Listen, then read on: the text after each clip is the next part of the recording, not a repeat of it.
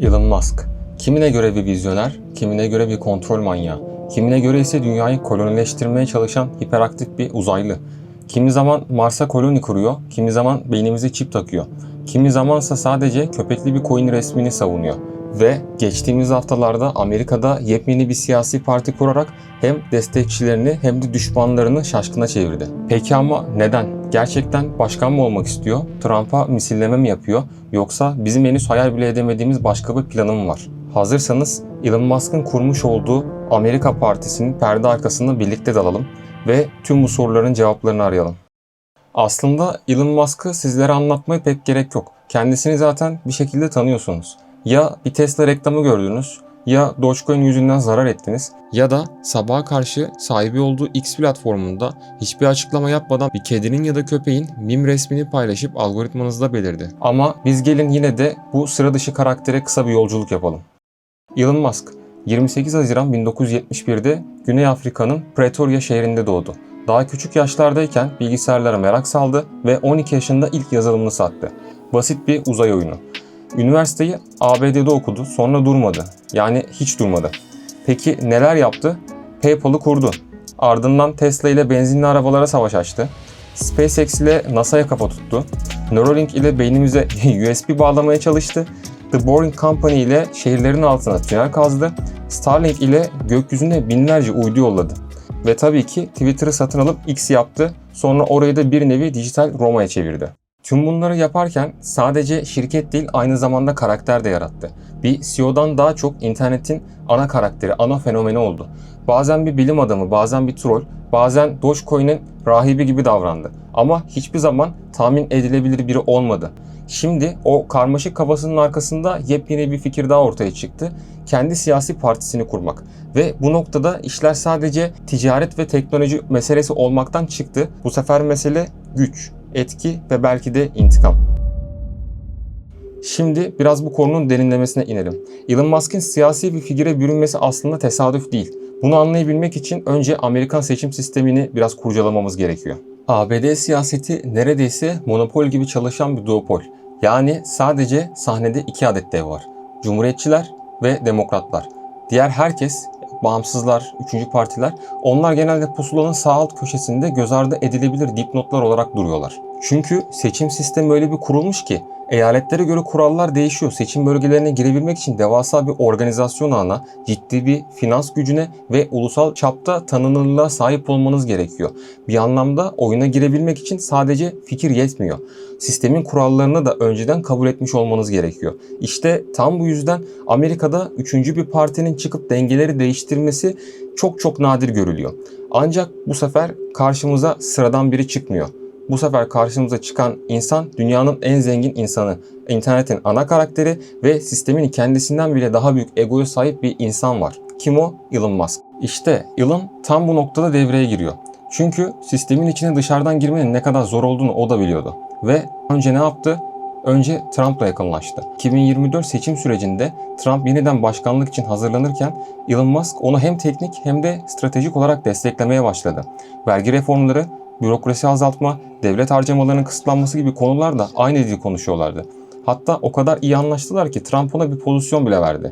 Doge Bakanı, Department of Government Efficiency, yani kısacası devleti Elon'un verimlilik takıntısıyla yönetelim bakanlığı. Tabi bu noktada ismini Dogecoin'den aldığına değinmiyorum bile. Doge Bakanlığı başlı başına bir parodi gibiydi ama gerçekti. Elon Musk orada X'te kamu politikalarını belirlemeye çalıştı.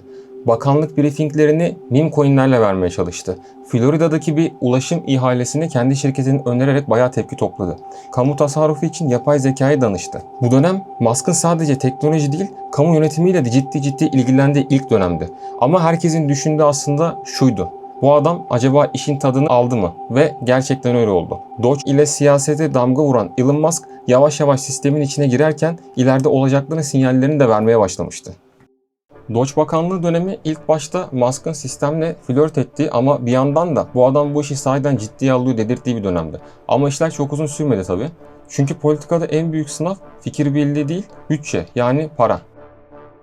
2025 yazında Trump büyük beklentilerle hazırladığı bir bütçe paketini kongreye sundu.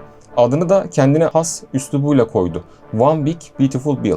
Yani kısaca büyük, güzel, hatta muazzam bir yasa tasarısı. Tasarıda neler mi vardı? 300 milyar dolarlık altyapı yatırımı, tarım ve kömür lobilerine ekstra teşvik, askeri harcamalarda büyük artış, en üst gelir grubuna vergi avantajları ve hala çözülemeyen Meksika sınır duvarı için 12 milyar dolarlık yeni kaynak.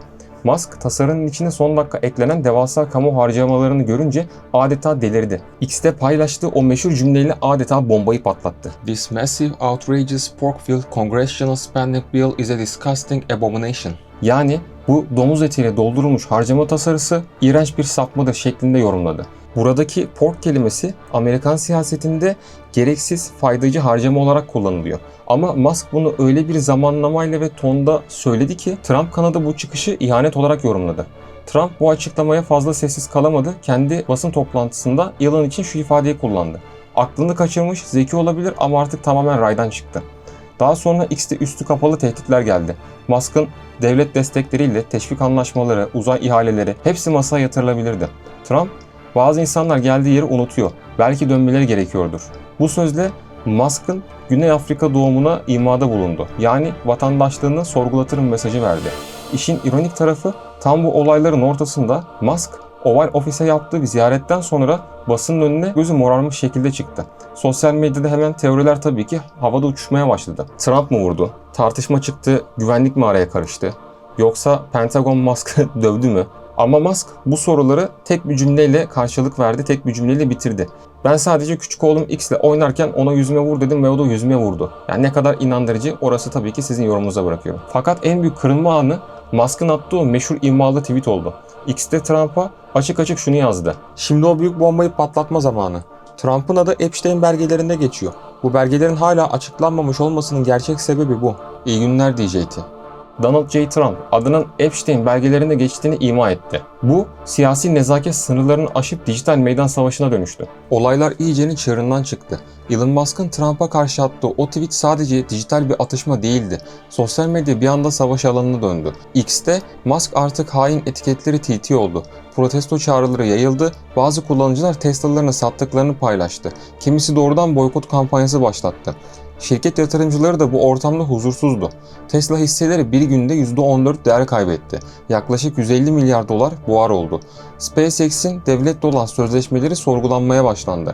Ve Elon'un tüm markaları siyasi fırtınanın tam ortasında kaldı. Bir zamanlar Trump'ın akıl hocası olarak görülen Elon Musk şimdi en beklenmedik rakiplerden biri haline gelmişti. Ve bu sadece siyasi görüş ayrılığı değil, bir güç savaşıydı. Tüm bu kaosun ortasında Elon Musk geri çekilmedi. Tam aksine daha da ileri gitti. Artık X'te laf dalaşmaları ona bir şekilde yetmiyordu. Madem sistem içinden dışlanmıştı, o da kendi sistemini dışarıdan şekillendirmeye karar verdi. Ve 4 Temmuz 2025, Amerika'nın bağımsızlık günü. Halk kutlamalarla meşgulken Elon Musk X'te bir anket yayınladı. İkili parti sistemi sizi temsil ediyor mu? Yaklaşık 1,2 milyon kişi oy kullandı. Sonuç %65 hayır. Ertesi gün 5 Temmuz 2025 Elon Musk bombayı patlattı ve Amerikan Parti resmen kuruldu. Elon Musk duyurusunda şunu söyledi: "Bu parti halkın özgürlüğünü yeniden kazanması için kuruldu. Devleti verimli, hesap verebilir ve gelecek nesillerin lehine yöneten bir yapıya geçiş için ilk adımı atıyoruz." Şimdi herkesin aklındaki asıl soruya gelelim. Peki gerçekten amaç ne? Başkan olamaz çünkü ABD doğumlu değil. Seçime doğrudan giremiyor ama dolaylı yoldan çok şey yapılma imkanı var. Amaç aslında şu: 1. Oyları bölmek. 2. Kongre ve senatoda sandalye kapmak. 3. Ana partilerin tekerine karşı rakiplere baskı yaratmak. 4. Belki de en önemlisi artık baş düşmanı olan Trump'a diz çöktürmek. Musk açık açık söyledi. Amerika Partisi 2026 ara seçimlerinde 2-3 senatörlük, 8-10 temsilciler meclisi koltuğu kazanmayı hedefliyor. Bu rakamlar küçük görülebilir ama ABD'de yasama dengeleri öyle ince bir çizgide ilerliyor ki bu kadar az koltukla bile sistemi kilitlemeye veya yönlendirmeye yeterli olabilir. Amerika Partisi'nin kuruluşu sadece yeni bir siyasi aktör yaratmadı, aynı zamanda da şunu ilan etti: "Sistem artık bana çalışmıyorsa ben de sistemi çalıştırmam." Ve bu cümle klasik bir muhalefet cümlesi de değil, bir teknoloji kralının demokrasiye kendi yazılımını yüklemesi girişimi. Ve işte böyle. Bir zamanlar Trump'ın akıl danışmanı olan Elon Musk bugün onun en büyük rakibi haline geldi. Amerikan siyaseti sistemine dışarıdan değil, adeta kendi platformundan saldıran bir figüre dönüştü. Peki şimdi ne olacak? Bu kurduğu parti gerçekten kalıcı olabilecek mi? yoksa bir dönemlik bir şovdan mı ibaret kalacak? Trump'la bu dijital savaş büyüyecek mi, yoksa kamuoyu sıkılıp belki de konuyu kapatacak mı, ilgisiz mi kalacak? Amerika bu mücadeleden daha özgür bir demokrasiyle mi çıkacak, yoksa daha kutuplaşmış bir reality show cumhuriyetine mi bürünecek? Ve akıllardaki en büyük soru: Elon Musk gerçekten ne istiyor? Bir sistemi düzeltmek mi, rakiplerini yıpratmak mı, yoksa sadece canı sıkıldığı için mi bunları yapıyor? Tüm bu soruların cevaplarını henüz hiçbirimiz bilmiyoruz. Ancak bir şeyi çok net biliyoruz: bu hikaye daha yeni başlıyor. Amerika siyaseti artık sadece senatörler ve başkanlardan ibaret değil. Milyarder girişimciler, algoritmalar ve X anketlerinin de sahnesi. O yüzden koltuklarınıza yaslanın, çünkü bu siyasi dizi birkaç sezonda süreceğe benziyor. Videoyu beğendiyseniz, benzer içerikler gelmesini istiyorsanız beğen tuşuna basmayı ve aşağıya yorum bırakmayı lütfen unutmayalım. Sizce bu savaşın kazananı kim olacak? Trump mı, Elon Musk mı? Yoksa ikisi birden mi? Bir sonraki bölümde görüşmek üzere. Kendinize iyi bakın, hoşça kalın.